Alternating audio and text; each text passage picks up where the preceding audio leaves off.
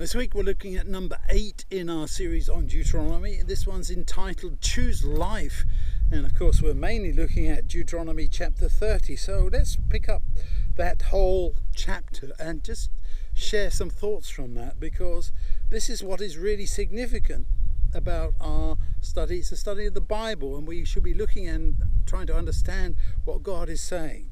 And he begins by telling everybody there's this choice that you're going to have to make. You've got to choose, and if you don't choose, then there's going to be some serious issues, consequences that come as a result of your choice. These natural results of whether you choose the good or you choose the bad, whether you choose to follow God or whether you choose to reject him. Verse 15, for example, today I've placed a choice before you, life and what's good, or death and what's evil.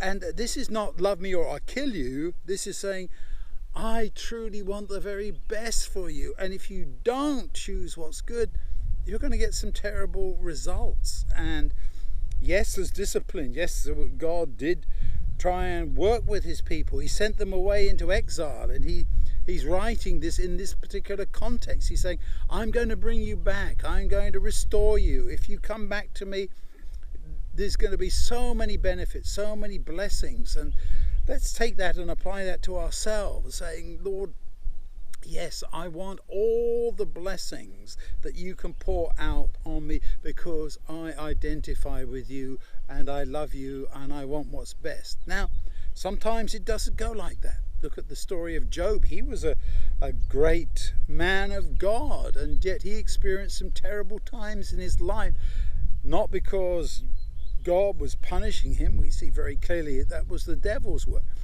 But God was saying, okay, let's allow this to happen so that you can truly see that he doesn't just love me for what he can get. We don't love God from what we can get, because we're not trying to operate from those kinds of principles. We want what's good in our lives so that we can bless other people, so that we can, yes, truly enjoy our time here. Nothing wrong with that. But the important thing is to have that relationship with God and choose life, as he keeps on saying this.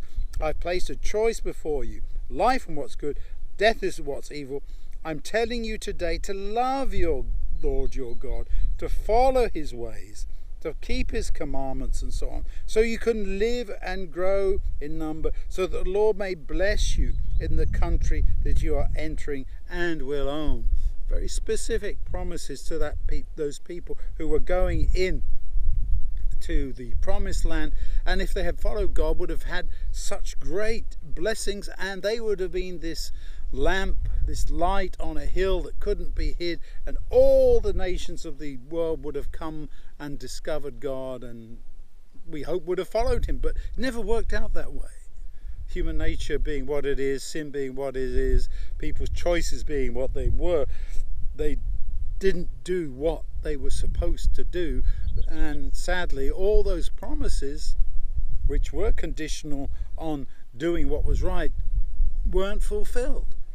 And as you go down the list, he says in verse 19, I call on heaven and earth to be my witnesses against you today, that I've placed before you life and death, blessings and curses.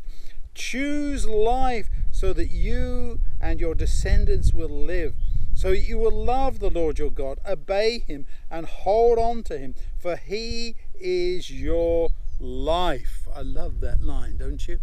He is your life. And as we think about it, isn't that our experience? God is our life. We look at the wonders of the world around us. We enjoy what good things we find, but most of all, the Lord is our life. We need to think about that and make those kinds of choices. What choices am I making today that will lead to life? Not just life here and a healthy and good life, but life throughout eternity. How am I going to choose God every moment of every day so that I will have life, that I will love him? Do you notice that the call was to love? Yes, you need to follow these instructions because those are good for you, but most of all, You need to love the Lord your God. Love him only and follow him. May that be our own experience as we live for him each day.